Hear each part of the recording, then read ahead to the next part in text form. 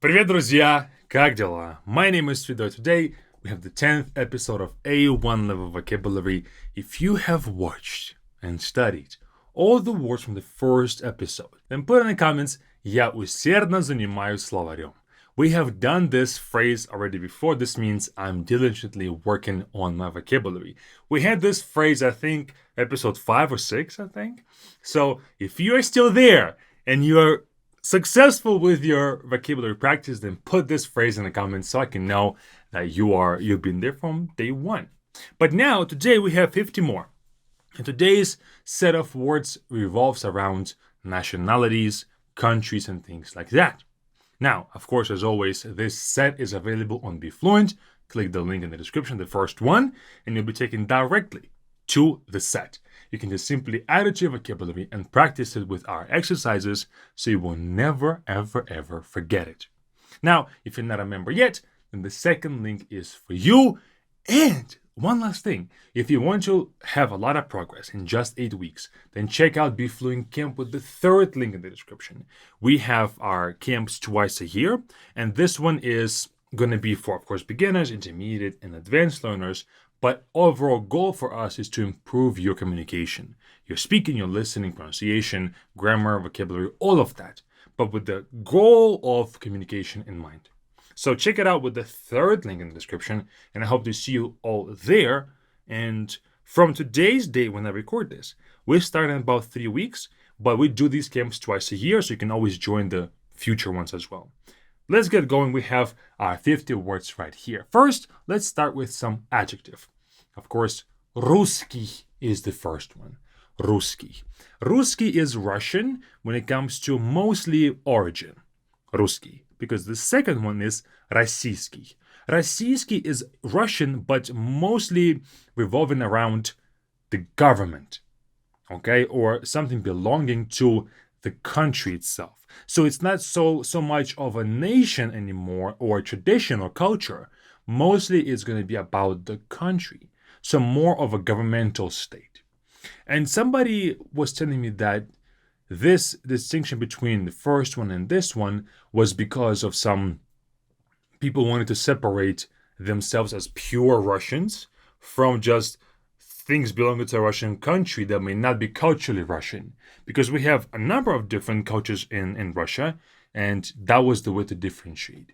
I have no idea if that's true or not. I'm simply here to teach you the language, but it can give you some context to why it's used. Next is американский. Американский is American. Американский. And guys, by the way, these are not people. These are just descriptions of items and things. I cannot call you Amerikansky being an American. That will not work because this is simply Amerikansky, for example, Amerikansky flag, American flag. We're going to depict or we're going to describe objects, not people. Then we have английский for English, английский, иностранный for overall foreign, иностранный. Французский for French, французский. And by the way, this can also be used for languages too.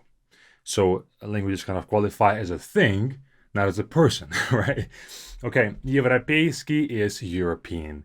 Европейский, this U, E, and U in Russian gets translated to Ev, европейский.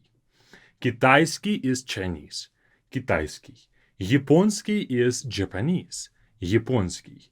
Украинский is Ukrainian, украинский. Итальянский is Italian, итальянский. Польский is Polish, польский. Finnish is финский, финский.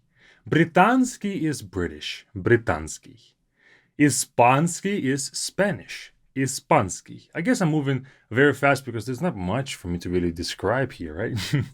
Белорусский is Belarusian, белорусский. Индийский is Indian, индийский. Арабский is Arabic, арабский.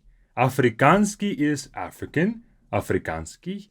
Asiatsky is Asian, Asiatsky. And Голландский is Dutch or from Holland, from the Netherlands, Голландский. You might see this ski at the end of almost all of them. There'll be a sign of something belonging to a country, ski. Okay, let me see if I missed anything, because before I would miss something, just like skip a line. But no, everything seems to be okay. Now let's move on to nouns now that describe people. Now we had describing things with adjectives. These will be nouns. So if I call somebody this name, I'm referring to them, not like their description, but to them specifically. Немец is a German person, Немец, and it is masculine. Немец. Немка is German feminine, Немка. Американец is an American, Американец. Then we have Grek for a Greek person or Greek male, Grek. Китаец is Chinese person, Китаец. Англичанин means an English person or a person from England, Англичанин. Француз is a French person, Француз. Поляк is a Polish person, Поляк. Arab is an Arab or a person from an Arab person, Arab. Украинец is a Ukrainian, Украинец. Испанец is Spaniard or a Spanish person.